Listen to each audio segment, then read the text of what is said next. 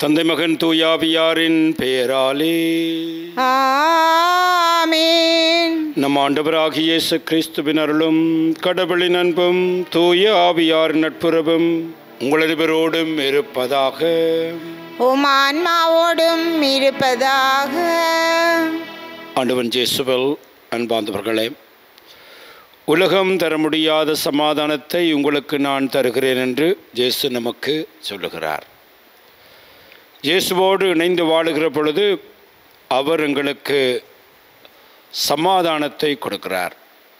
ஆகவே இந்த நாளில் தனிமையிலே வாழுகின்றவர்கள், நோயினாலே வேதனைப்படுகின்றவர்கள், கைவிடப்பட்டவர்கள், ஓரங்கட்டப்பட்டவர்கள் ஒவ்வொருக்காகவும் இன்றைய திருப்பலியிலே மன்றாடுவோம். இவர்களுக்கு இறைவன் சமாதானம் என்கின்ற கொடியை, அமைதி என்கின்ற கொடியை அவர்கள் பெற்றுக்கொள்ளவும், சிறப்பாக என்றும் மனநிறைவோடு வாழ இறைவன் இவர்களை ஆசீர்வதிக்க வேண்டும் என்று இன்றைய திருப்பலியில் இறைவனை நோக்கி மன்றாடுவோம். சகோதர சகோதரிகளே, தூய மர நிகழ்வுகளை கொண்டாட நாம் தகுதி பெறும் பொருட்டு நம்முடைய பாவங்களை ஏற்றுக்கொள்வோம்.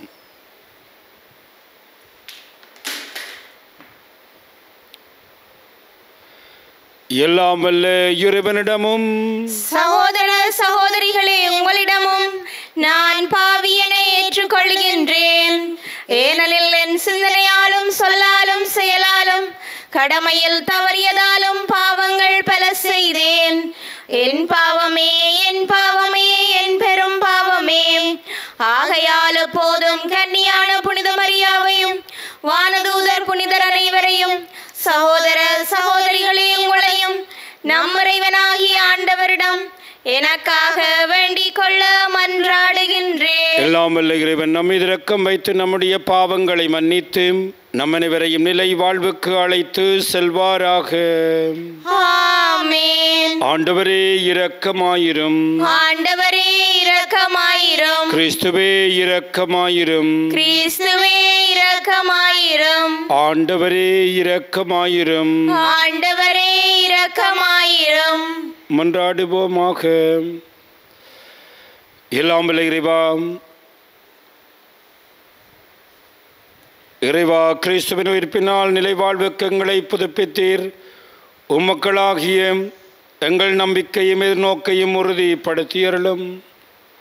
அதனாலும் அது வாக்குறுதிகள் உண்மையாக நிறைவேறும் என அறிந்திருக்கும் நாங்கள் அவற்றை மகளுடன் எதிர்பார்த்திருக்க செய்தருள் வீராக. உம்மோடு தூயாவியாரின் ஒன்றிப்பில் இறைவனாய் என்றென்றும் வாழ்ந்து ஆட்சி புரிகின்ற உமது மகனும் எங்கள் ஆண்டவருமாகிய கிறிஸ்து வழியாக உம்மை மன்றாடுகின்றோம். ஆமென். முதல் வாசகம். திருச்சபையை கூட்டி கடவுள் தங்கள் வழியாக செய்த அனைத்தையும் அறிவித்தார்கள். திருத்தூதர் பணிகள் நூலிலிருந்து வாசகம். அதிகாரம் 14, இறைவசனங்கள் 19 முதல் 28 நிறைவு பெற. அந்நாள்களில் அந்தியோக்கியாவில் இருந்தும் இக்கோனியாவில் இருந்தும் ஜூதர்கள் வந்து மக்களை தூண்டிவிட்டு பவுல் மேல் கல்லெறிய செய்தார்கள். அவர் இறந்துவிட்டார் என்று எண்ணி நகருக்கு வெளியே அவரை இழுத்து போட்டார்கள். சீடர்கள் அவரை சூழ்ந்து நின்றபோது அவர் எழுந்து நகரினுள் சென்றார். மறுநாள் அவர் பர்னபாவுடன் தெருபைக்கு புறப்பட்டு சென்றார். அந்த நகரில் அவர்கள் நற்செய்தி அறிவித்து பலரை சீடராக்கிய பின் லிஸ்திரா, இக்கோனியா, அந்தியோக்கியா ஆகிய நகரங்களுக்கு திரும்பி வந்தார்கள். அங்குள்ள சீடர்களின் உள்ளத்தை அவர்கள் உறுதிப்படுத்தி, நாம் பல வேதனைகள் வழியாகவே இறையாட்சிக்கு உட்பட வேண்டும் என்று கூறி நம்பிக்கையில் நிலைத்திருக்கும்படி அவர்களை ஊக்குவித்தார்கள். அவர்கள் ஒவ்வொரு திருச்சபையிலும் மூப்பர்களை தேர்ந்தெடுத்து நோன்பிருந்து இறைவனிடம் வேண்டி தங்கள் நம்பிக்கை கொண்டிருந்த ஆண்டவரிடம் அவர்களை ஒப்படைத்தார்கள். பின்பு பிசிதியா வழியாக பம்பிலியா வந்தார்கள். பெருகை நகரில் இறைவார்த்தையை அறிவித்த பின் அத்தாலியா வந்தார்கள். அங்கிருந்து கப்பலேறி அந்தியோக்கா வந்தார்கள். அங்குதான் அவர்கள் அருள் வழங்கும் கடவுளின் பணிக்கென்று அர்ப்பணிக்கப்பட்டார்கள். இப்போது அப்பணியை செய்து முடித்து விட்டார்கள். அவர்கள் அங்கு வந்ததும் திருச்சபையை கூட்டி கடவுள் தங்கள் வழியாக செய்த அனைத்தையும் அவர் பிற இனத்தவருக்கு நம்பிக்கை கொள்ளும் வாய்ப்பையும் கொடுத்ததையும் அறிவித்தார்கள். அங்கே அவர்கள் சீடருடன் பல நாள்கள் தங்கினார். இது ஆண்டவர் வழங்கும் அருள்வாக்கு. இறைவனுக்கு நன்றி. திருப்பாடல் 145 இறைவசனங்கள் தேர்ந்தெடுக்கப்பட்டவை. உங்கள் பல்லவியாக: ஆண்டவரே, உம் மக்கள் உமது அரசின் மாட்சியை அறிவிப்பர். ஆண்டவரே, உம் மக்கள் உமது அரசின் மாட்சியை அறிவிப்பர். ஆண்டவரே, உம் மக்கள் உமது அரசின் மாட்சியை அறிவிப்பர். ஆண்டவரே, நீர் உருவாக்கிய யாவும் உமக்கு நன்றி செலுத்தும். உம்முடைய அன்பர்கள் உம்மை போற்றுவார்கள். அவர்கள் உமது அரசின் மாட்சியை அறிவிப்பார்கள். உமது வல்லமையை பற்றி பேசுவார்கள். ஆண்டவரே, உம் மக்கள் உமது அரசின் மாட்சியை அறிவிப்பர். மானிடர்க்கு உம் வல்லமை செயல்களையும் உமது அரசுக்குரிய மாட்சியின் பேரொழியையும் புலப்படுத்துவார்கள். உமது அரசு எல்லா காலங்களிலும் உள்ள அரசு. உமது ஆளுகை தலைமுறை தலைமுறையாக உள்ளது. ஆண்டவரே, உம் மக்கள் உமது அரசின் மாட்சியை அறிவிப்பர். என் வாய் ஆண்டவரின் புகழை அறிவிப்பதாக. உடல் கொண்ட அனைத்தும் அவரின் திருப்பேரை என்றும் எப்பொழுதும் போற்றுவதாக. என்றும் எப்பொழுதும் போற்றுவதாக. ஆண்டவரே, உம் மக்கள் உமது அரசின் மாட்சியை அறிவிப்பர். ஆண்டவரே, உம் மக்கள் உமது அரசின் மாட்சியை அறிவிப்பர்.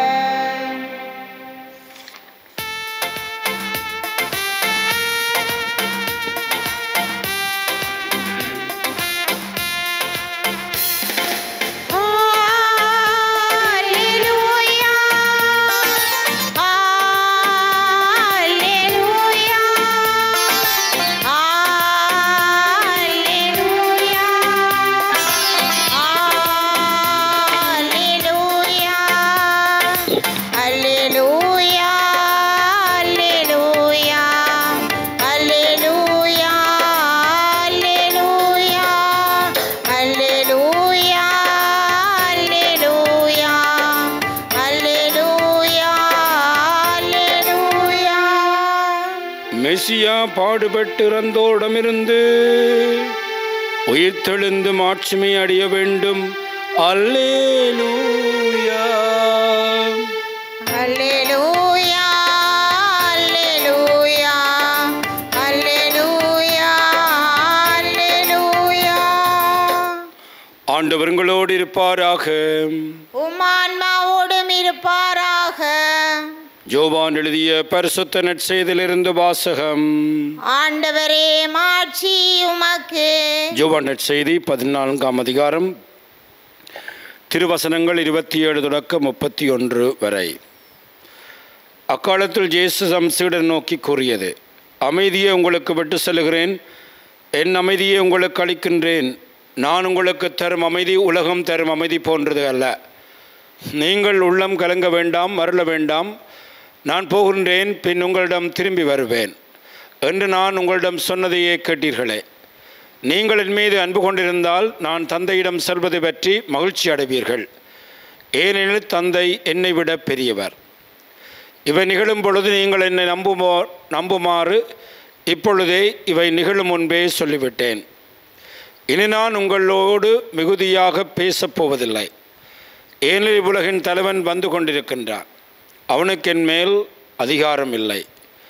ஆனால் நான் என் தந்தையின் மீது அன்பு கொண்டுள்ளேன் என்பதையும் அவர் எனக்கு கட்டளையிடும்படி செயல்படுகிறேன் என்பதையும் உலகு தெரிந்து கொள்ள வேண்டும்.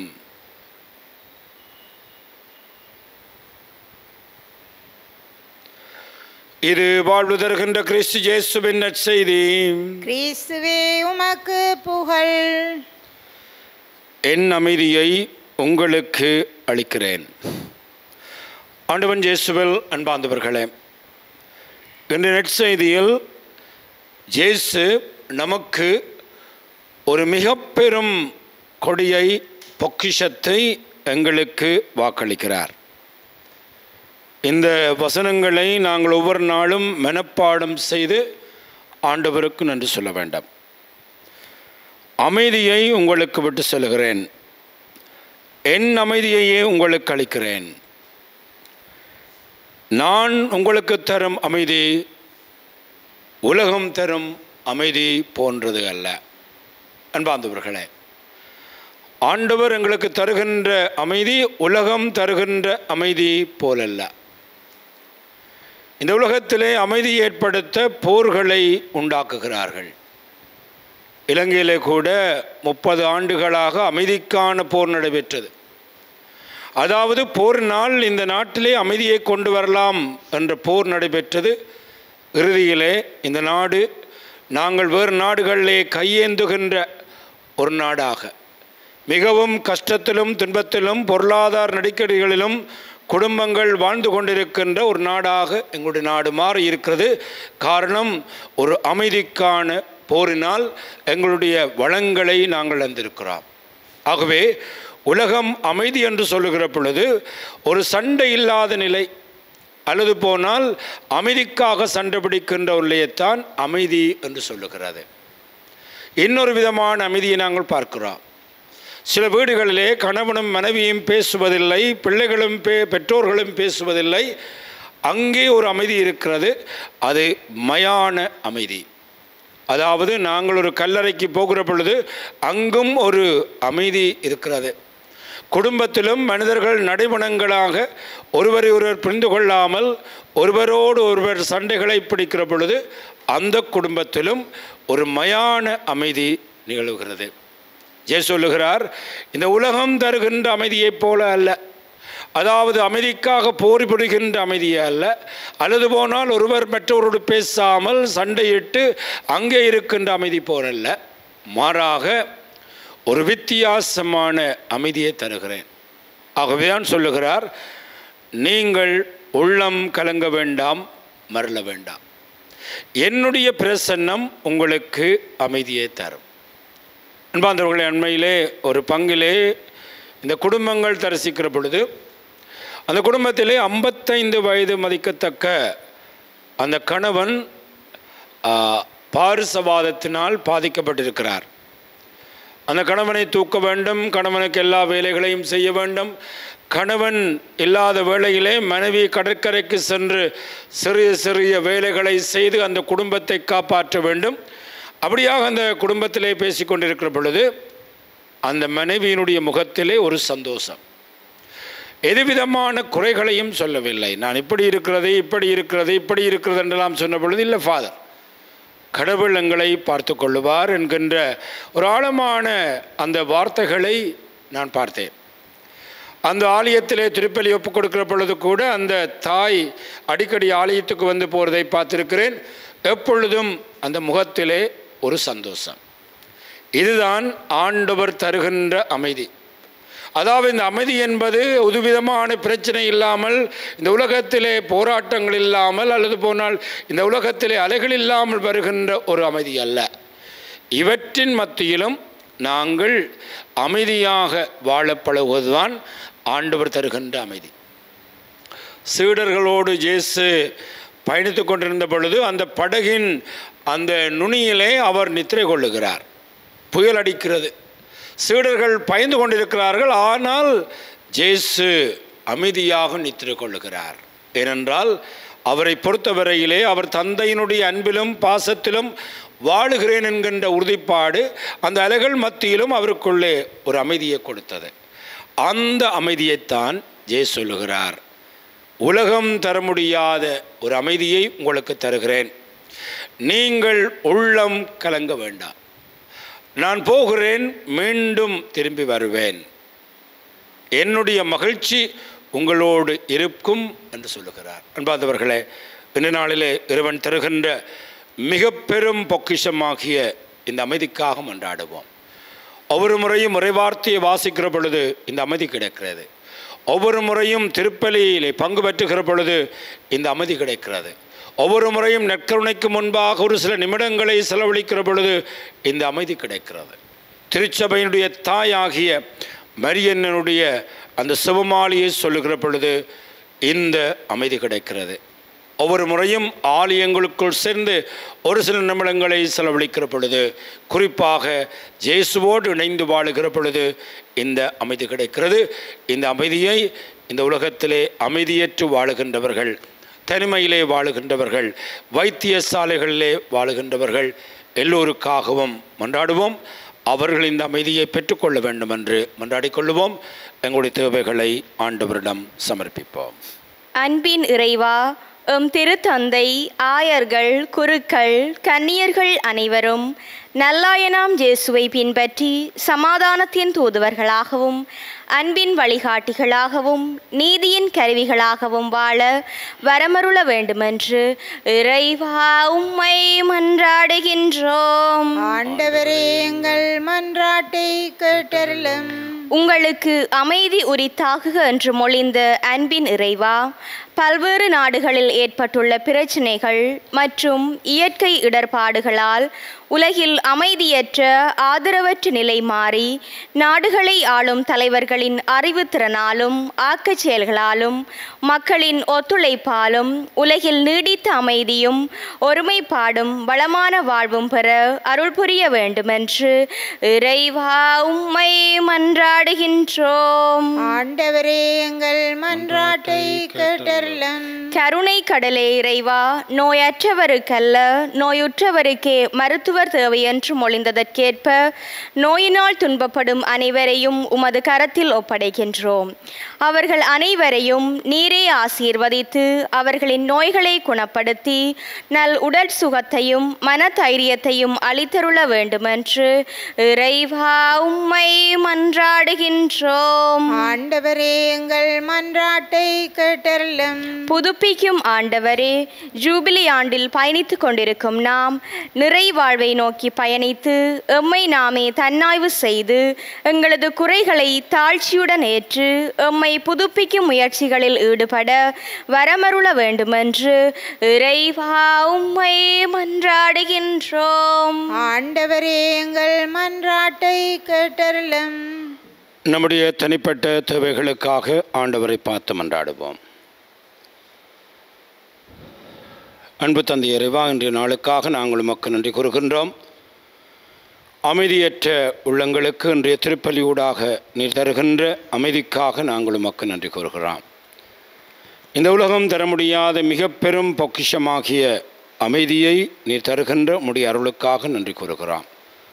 சிறப்பாக வைத்தியசாலைகளிலும் குடும்பங்களிலும் தனிமையை அனுபவிக்கின்றவர்கள், மயான அமைதியிலே வாழுகின்றவர்களுக்கு இந்த அமைதி என்கின்ற கொடை நிறைவாக இன்று நாளில் கிடைக்க வேண்டும் என்று எங்கள் ஆண்டவராகிய கிறிஸ்து வழியாக உம்மை மன்றாடுகின்றோம். ஆமென்.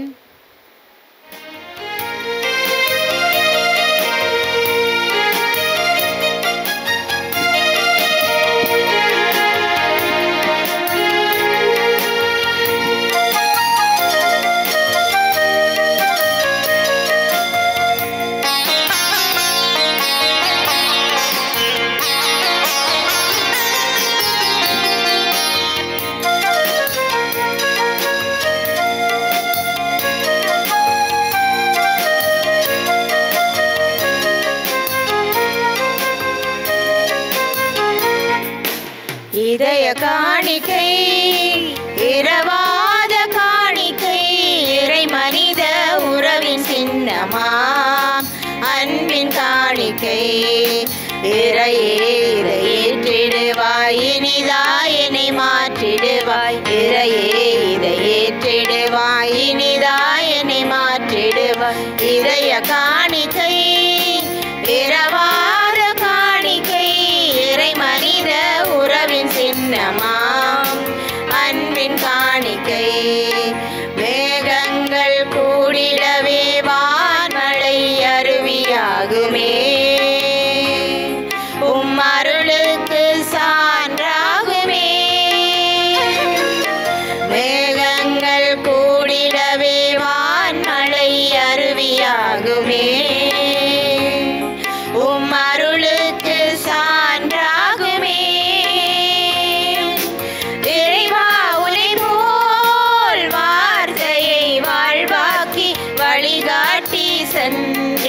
வரமொன்றுதான். இறைவா உனை போல் வார்த்தையை வாழ்வாக்கி வழிகாட்டி சென்றிட வரமொன்றுதான். சகோதர சகோதரிகளே, நாம் அனைவரும் ஒப்புக்கொடுக்கும் இப்பலி அல்லாமல் தந்தையாகும் என கேட்டதாகும்படி மன்றாடுங்கள். ஆண்டவர் தமது பெயரின் புகழ்ச்சிக்காகவும் மாட்சிக்காகவும் நமது நன்மைக்காகவும் புனித திரு அவை அனைத்தின் நலனுக்காகவும் உமது கையிலிருந்து இப்பலியை ஏற்றுக்கொள்வாராக. ஆண்டவரே, அக்களிப்புறும் திரு அவையின் காணிக்கைகளை ஏற்றுக்கொள்ள வேண்டும் என்று உம்மை வேண்டுகிறோம். இப்பெரும் மகிழ்ச்சிக்குரிய காரணத்தை நீர் தந்திருப்பதால் அதன் பயனாகிய முடிவில்லாத பேரின்பத்தையும் எங்களுக்கு அருள்வீராக. எங்கள் ஆண்டவராகிய கிறிஸ்து வழியாக உம்மை மன்றாடுகின்றோம். ஆமென். ஆண்டவர் உங்களோடு இருப்பாராக. உம் ஆன்மாவோடும் இருப்பாராக. எங்களை மேலே எழுப்புங்கள். ஆண்டவரிடம் எழுப்பியுள்ளோம். நம் இறைவனாகிய ஆண்டவருக்கு நன்றி கூறுவோம். அதுவே தகுதியும் நீதியுமானதே. ஆண்டவரே, எக்காலத்திலும் புகழ்ந்துரைப்பதும் எல்லாவற்றிற்கு மேலாக எங்கள் பாஸ்காவாகிய கிறிஸ்து பலியான சிறப்பான இக்காலத்திலும் மிகுதியாக வாழ்த்தி போற்றுவதும் மெய்யாகவே தகுதியும் நீதியுமாகும். எங்கள் கடமையும் மீட்புக்குரிய செயலுமாகும். கிறிஸ்து எங்களுக்காக இன்னும் தொடர்ந்து தம்மை கையளித்து உமது திருமுனையராது பரிந்து பேசி எங்களை பாதுகாத்து வருகின்றார். பலியானவரின் மேல் சாக மாட்டார், கொலை செய்யப்பட்டவர் என்றும் வாழ்ந்து வருகின்றார். ஆகவே பாஸ்கா மகிழ்ச்சி பொங்க அனைத்துலகின் மாந்தர் மக்களிக்கின்றனர். அவ்வாறு ஆற்றல் மிக்க ஒரு அதிகாரம் கொண்டு தூதர்களும் உமது மாட்சிமையை புகழ்ந்து பாடி முடிவன்றி அக்களித்து சொல்லுவதாவது: தூயவர் தூயவர் தூயவர், வான்படைகளின் கடவுளாம் ஆண்டவர். விண்ணகமும் மண்ணகமும் உமது மாட்சியால் நிறைந்துள்ளன. உன்னதங்களிலே ஓசானா. ஆண்டவர் பெயரால் வருகிறவர் ஆசி பெற்றவர். உன்னதங்களிலே ஓசானா. ஆண்டவரே, நீர் மெய்யாகவே தூயவர், தூய்மை அனைத்திற்கும் ஊற்று. ஆகவே முடியாவியை பொழிந்த காணிக்கைகளை தூய்மைப்படுத்த வேண்டும் என உம்மை வேண்டுகிறோம். இவ்வாறு எங்கள் ஆண்டவர் இயேசு கிறிஸ்துவின் உடலும் இரத்தமுமாக எங்களுக்கு இவை மாறுவனவாக. அவர் பாடுபடும் என வந்து தம்மை கையளித்த பொழுது அப்பத்தை எடுத்து நன்றி செலுத்தி அதை பெற்று தம் சீடர்களுக்கு அளித்து அவர் கூறியதாவது: அனைவரும் இதிலிருந்து பெற்று உண்ணுங்கள், ஏனெனில் இது உங்களுக்காக கையளிக்கப்படும் என் உடல்.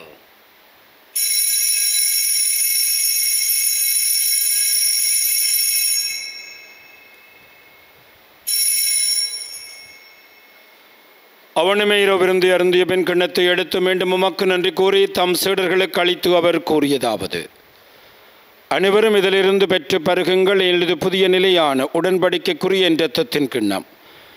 இது பாவமன்னிப்புக்கென்று உங்களுக்காகவும் பலருக்காகவும் சிந்தப்படும். இதை நினைவாக செய்யுங்கள்.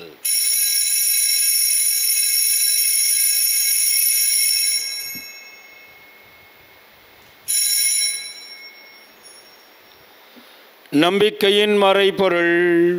ஆண்டவரே, நீர் வருமளவும் உமது இறப்பினை அறிக்கையிடுகின்றோம், உமது உயிர்ப்பினையும் எடுத்துரைக்கின்றோம். ஆகவே ஆண்டவரே, நாங்கள் கிறிஸ்துவின் இறப்பையும் உயிர்ப்பையும் நினைவு கூர்ந்து வாழ்வு தரும் அப்பத்தையும் மேற்பளிக்கும் கிண்ணத்தையும் ஒப்புக் கொடுக்கின்றோம்.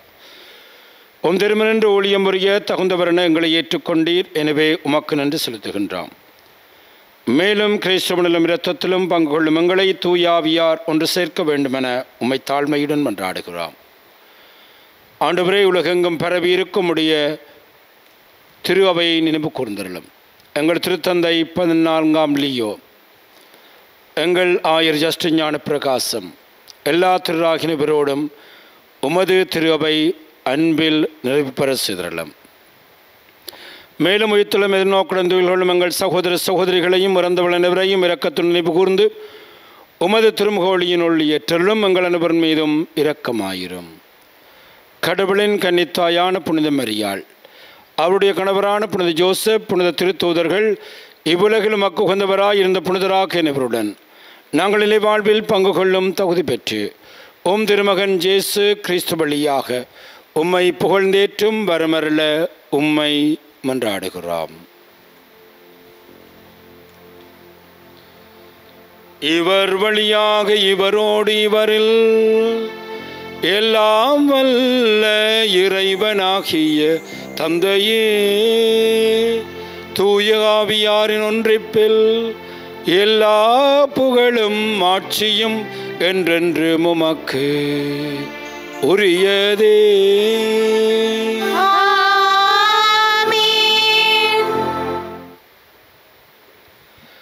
மீட்பரின் கட்டளையால் கற்பிக்க பெற்று இறை படிப்பினியால் பயிற்சி பெற்ற நாம் துணிந்து சொல்வோம். விண்ணுலகில் இருக்கிற எங்கள் தந்தையே, உமது பெயர் தூயதென போற்ற பெறுக. உமது ஆட்சி வருக. உமது திருவுளம் விண்ணுலகில் நிறைவேறுவது போல மண்ணுலகிலும் நிறைவேறுக. எங்கள் அன்றாட உணவை இன்று எங்களுக்கு தாரும். எங்களுக்கு எதிராக குற்றம் செய்வோரை நாங்கள் மன்னிப்பது போல எங்கள் குற்றங்களை மன்னியும். எங்களை சோதனைக்குட்படுத்தாதேயும், தீமையிலிருந்து எங்களை விடுவித்தருளும். ஆண்டவரே, தீமனத்திலும் எங்களை விடுவித்து எங்கள் வாழ்நாளில் அமைதியை கருள வேண்டும் என்று உம்மை மன்றாடுகிறோம். உமது இரக்கத்துணவினால் நாங்கள் பாவத்திலிருந்து எப்பொழுதும் விடுதலை பெற்று யாதொரு கலக்கமில்லாயிருப்போமாக. நாங்கள் நோக்கி இருக்கும் பேர்பத்திற்காகவும் மீட்பராகிய இயேசு கிறிஸ்துவின் வருகைக்காகவும் காத்திருக்கின்றோம். ஏனெனில் ஆட்சியும் வல்லமையும் ஆட்சியும் என்றென்றும் உமதே. ஆண்டவராகிய இயேசு கிறிஸ்துவை, அமைதியை உங்களுக்கு விட்டு செல்கிறேன், என்னுடைய அமைதியை உங்களுக்கு அளிக்கின்றேன். என்னுடைய திருத்தூதர்களுக்கு மொழிந்தேன். எங்கள் பாவங்களை பாராமல் உமது திரு அவையின் நம்பிக்கையை கனிவுடன் கண்ணோக்கி உமது திருவுளத்திற்கு ஏற்பதற்கு அமைதியையும் ஒற்றுமையும் அளித்தருள்வீராக. என்றென்றும் வாழ்ந்து ஆட்சி செய்கின்றவர் நீரே. ஆமென். ஆண்டவருடைய அமைதி உங்கள் அனைவரோடும் என்றும் இருப்பதாக. உம் ஆன்மாவோடும் இருப்பதாக. ஒருவருக்கொருவர் ஆண்டவர் இயேசு கிறிஸ்துவின் அமைதியை அருகில் இருக்கின்றவர்களோடு பகிர்ந்து கொள்வோம். உங்களுக்கு அமைதி.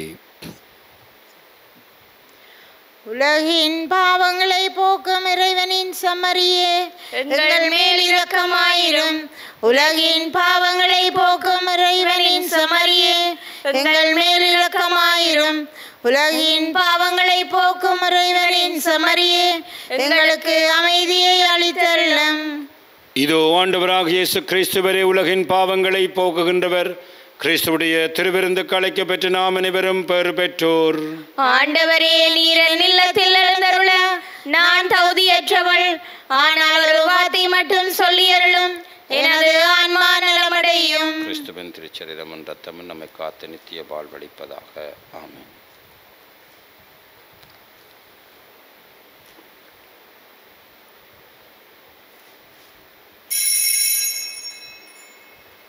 நற்கருணை ஆன்மீக ஜெபம்.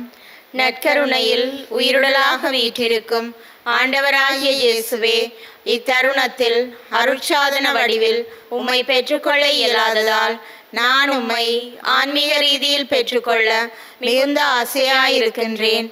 ஆண்டவராகிய இயேசுவே, என் உள்ளத்தில் எழுந்தருளி வாரும். ஆமேன்.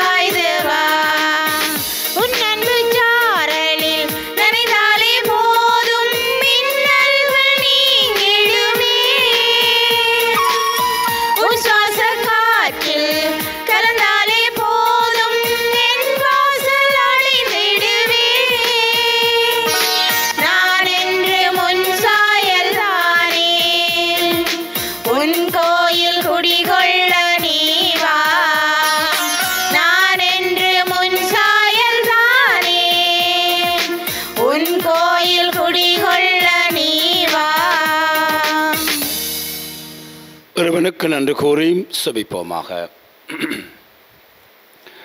ஆண்டவரே, நிலையான நிகழ்வுகளால் நீர் புதுப்பிக்க திருவிழமான மக்களை கனிவுடன் கண்ணோக்கியருள வேண்டுமென்று உம்மை வேண்டுகிறோம். அதனால் நாங்கள் மாட்சிக்குரிய மது உடலின் அழிவற்ற உயிர்த்தெழுதலுக்கு வந்து சேர அருள்வீராக. எங்கள் ஆண்டவராகிய கிறிஸ்து வழியாக உம்மை மன்றாடுகின்றோம். ஆண்டவர் உங்களோடு இருப்பாராக. எல்லாம் வல்ல இறைவன் தந்தை, மகன், தூயாவி நம் அனைவரையும் ஆசீர்வதிப்பாராக. ஆண்டவனுடைய கண்பிலும் பாதுகாப்பிலும் சென்று வாழுங்கள். இறைவனுக்கு நன்றி.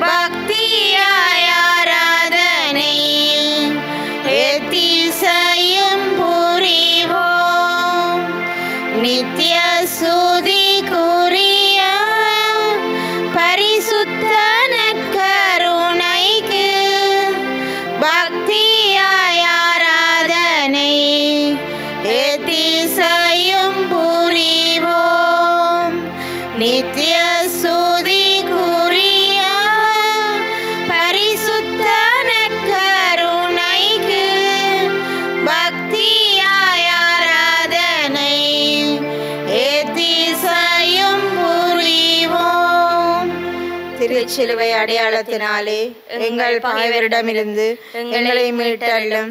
எங்கள் இறைவா, தந்தை, மகன், தூய ஆவியாரின் பெயராலே ஆமேன்.